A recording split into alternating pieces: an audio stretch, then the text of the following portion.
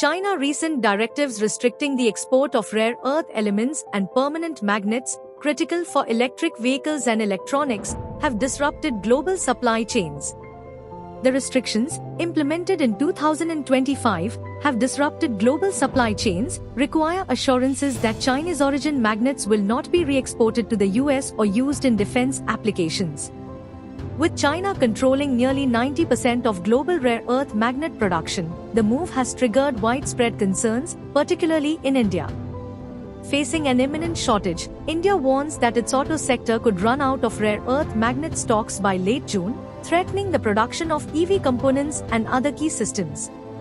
In response, Indian industry has proposed a three-pronged strategy: launching domestic magnet assembly, developing recycling infrastructure, and securing alternative supply chains through partnerships with countries like Australia, Vietnam, Chile, and Peru.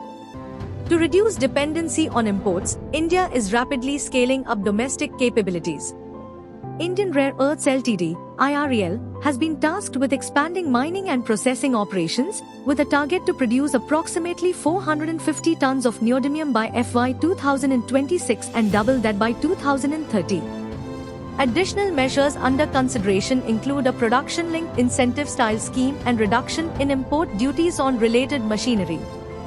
Globally, countries such as the US, Canada, and Australia are also working to diversify supply chains and reduce reliance on China.